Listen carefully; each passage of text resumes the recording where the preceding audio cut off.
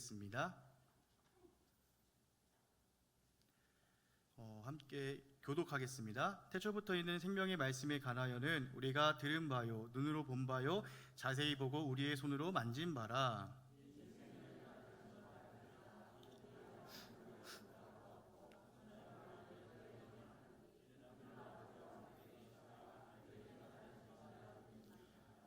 우리가 보고 들은 바를 너희에게도 전함은 너희로 우리와 사귐이 있게 하려 함이니 우리의 사귐은 아버지와 그의 아들 예수 그리스도와 더불어 누림이라. 우리가 이것을 쓰면 우리의 기쁨이 충만하게 함이라. 아멘. 하나님을 예배하는 이 자리에 나오신 모든 성도님들을 주님의 이름으로 축복합니다. 오늘은 요한일서 1장 1절로 4절 말씀을 가지고 우리의 사귐은이라는 말씀의 제목으로 함께 말씀의 은혜를 나누기를 소망합니다. 성도 여러분, 세상 사람들을 보면은 서로 이렇게 관계를 맺고 교제를 나눔에 있어서 아무 조건도 없이 다른 사람들과 어떤 관계를 맺고 형성해서 교제를 나누지 않는 것을 볼 수 있습니다. 우리가 보는 드라마나 영화는 우리의 사회를 비춰주는 거울과도 같은데 때론 과장되긴 하지만 우리의 사회의 모습을 많이 투영하고 있습니다. 그런데 그러한 드라마나 영화의 소재를 보면은 대기업의 회장님과 그 가문을 중심으로 이야기가 전개되는 그러한 영화나 드라마가 많습니다.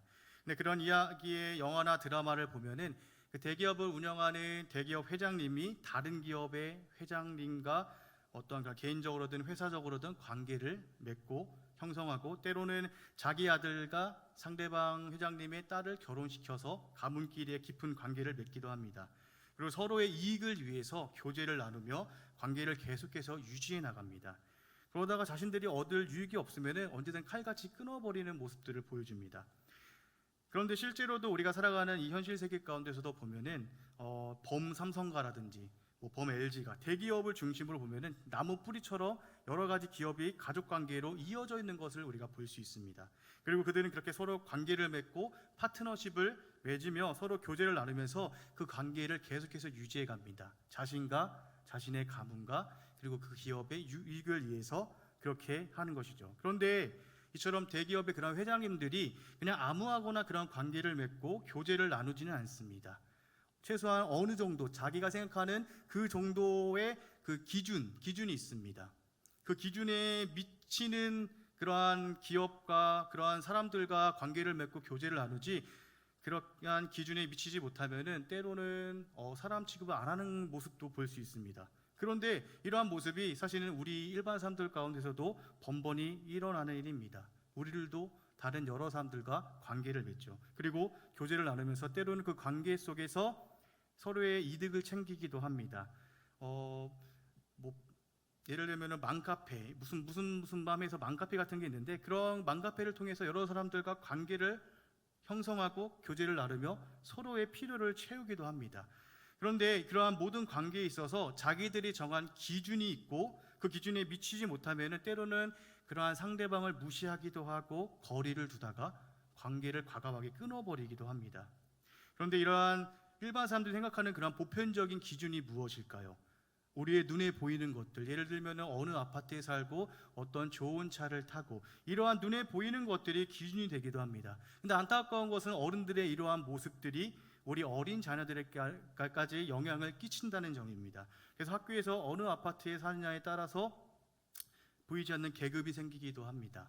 예를 들면 비싼 메이커 아파트에 사는 아이들이 자기들이 우월한 것 마냥 자기들끼리 그룹을 형성하고 놀며 자기들의 기준에 미치지 못하는 그러한 곳에 사는 아이들을 차별하고 무시하고 때로는 따돌리기도 합니다. 이와 같은 모습이 무엇을 말해줄까요? 세상이 말하는 이러한 사귐에는 어떠한 조건이 있다는 것입니다. 그 조건은 당장 눈에 보이는 것들, 돈과 명예와 권세 이런 것들입니다.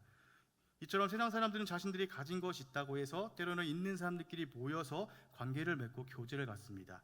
그런데 오늘 사도 요한이 요한서신을 기록한 이유도 비슷한 것 같습니다. 요한서신이 기록될 당시에 요한서신의 표현을 빌려서 적 그리스도들이 있었습니다. 이들은 학자들은 영지주의의 초기의 모습일 거다라고 말합니다. 영지주의는 영은 선하고 육은 악하다라고 생각하는 자들입니다.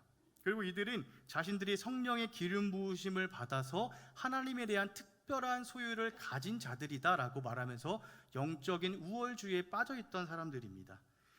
이들은 또한 자신들의 영적인 우월주의에 빠져서 자신들과 자신들을 추종하는 사람들과 다른 일반 신자들을 구분하면서 교회를 분열시키고 분리하게 만드는 자들이었습니다.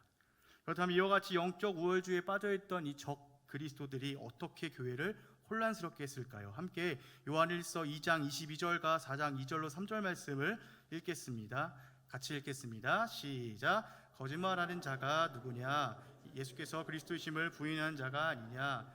아버들과 그가 적 그리스도니 이로써 너희가 하나님의 영을 알지니 예수 그리스도께서 육체로 오신 것을 시인하는 영마다 하나님께 속한 것이요 예수를 시인하지 않은 속한 것이 아니니 이것이 곧 적 그리스도의 영이니라. 오리란 말을 너희가 들었거니와 지금 벌써 세상에 있느니라. 아멘.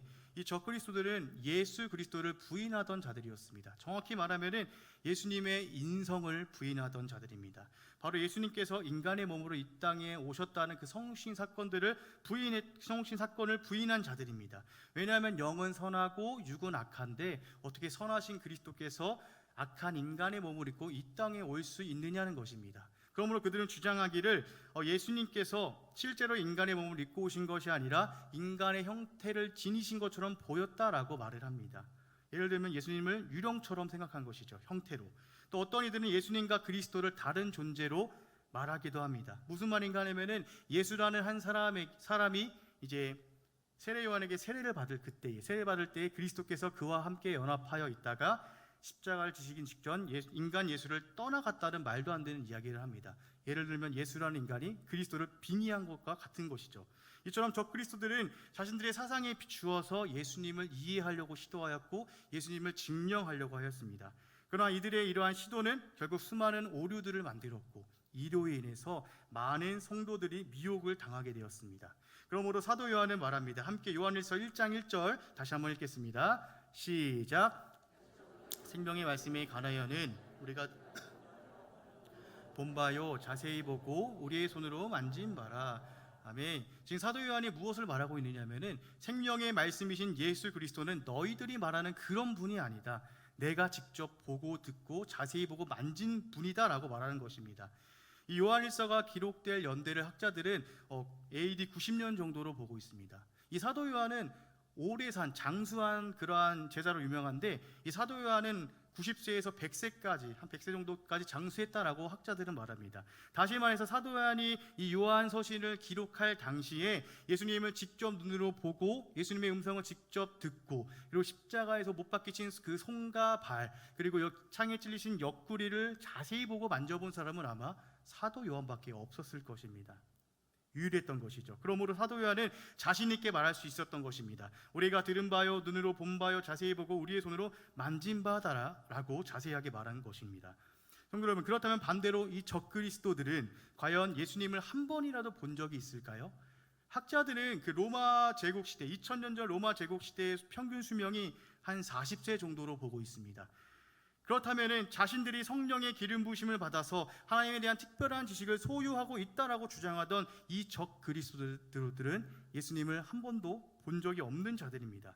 그렇기 때문에 이들은 사도들을 통해서 들었던 예수님에 대한 말씀들을 들었을 때에 예수님에 대해서 자신들이 가지고 있던 그 사상에 비추어서 예수님을 이해하려고 하였고 증명하려고 하였던 사람들입니다.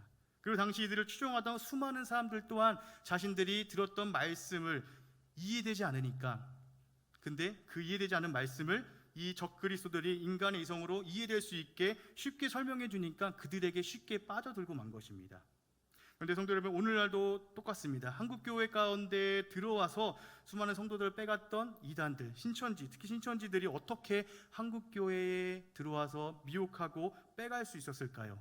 바로 이해되지 않는 그러한 성경의 부분들을 비유라는 것을 통해서 이해하기 쉽게 설명해 주었기 때문입니다. 물론 그들이 그러한 설명들은 해석들은 엉터리이고 거짓된 그러한 가르침이었지만 인간은 언제나 연약하기 때문에 당장 눈에 보여주고 이해시켜 주면은 누구나 쉽게 넘어갈 수 있는 연약한 존재라는 것이죠. 이처럼 요한서신이 쓰여질 당시 성도들도 동일하다는 것입니다. 이해할 수 있게 쉽게 설명해 주니까 그들의 미혹에 쉽게 넘어가서 그들을 따르고 영적인 우월주의에 빠지게 된 것입니다. 그러나 사도 요한은 자신이 직접 보고 듣고 만져보았던 예수님에 대해서 증거합니다. 무엇보다 그들이 예수님의 성육신 사건을 부인하였기 때문에 이렇게 증거합니다. 함께 요한일서 1장 2절 말씀을 읽겠습니다. 2절입니다. 시작.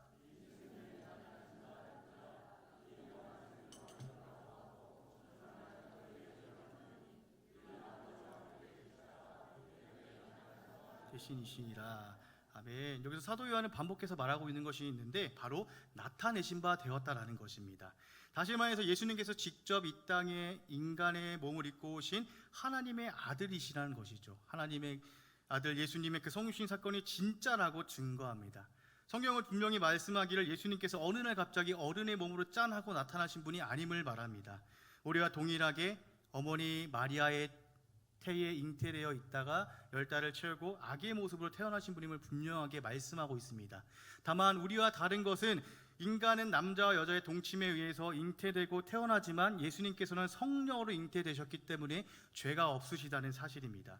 또한 누가복음을 보면은 예수님께서도 우리와 동일하게 그 어린 시절을 지내셨음을 증거하고 있습니다. 그러나 우리와 다른 점은 12살의 나이임에도 불구하고 그 어린 나이임에도 예수님께서는 이미 자신이 하나님의 아들이심을 인식하고 있었다는 것이죠. 우리 한번 12살 적 그 어릴 적을 생각해 보면은 저의 12살 생각해 보면 굉장히 엉터리고 철없고 정말 말썽쟁이였습니다. 정말로 그 당시에 선생님들께 너무나 죄송한데 이처럼 우리 어린 시절은 참 철이 없었고 정말 아무것도 모르는 장난꾸러기인데, 그런데 그런 예수님께서는 그 나이임에도 불구하고 이미 자신이 하나님의 아들로서 하나님의 의를 이루시기 위해 이 땅에 보내주셨다는 사실을 분명히 알고 계셨다는 것입니다. 또한 당시에 유대 선생님과 토론할 정도로 지혜가 충만하신 분이셨습니다.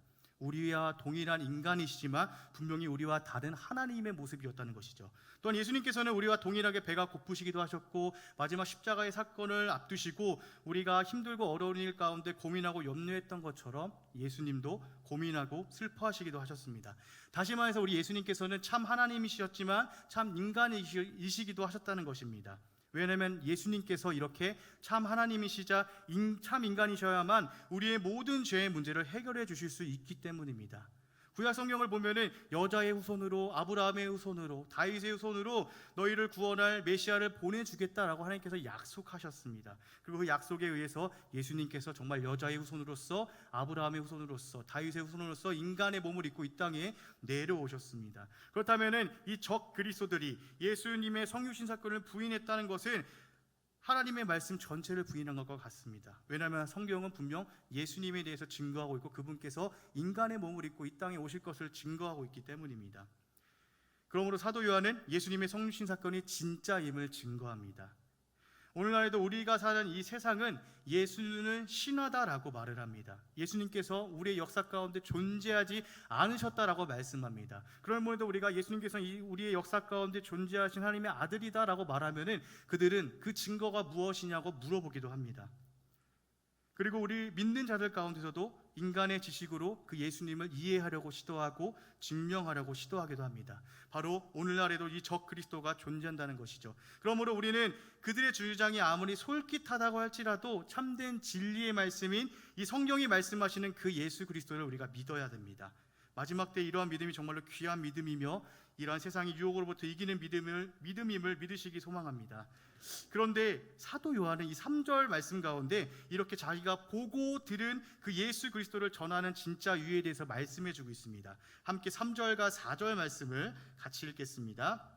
시작. 우리가 보고 들은 바를 너희에게도 전함은 우리로 사귐이 있게 하려 함이니 우리의 사귐은 아버지와 그의 아들 예수 그리스도와 더불어 누림이라. 우리가 이것을 쓰면 우리의 기쁨이 충만하게 하려 함이라. 아멘.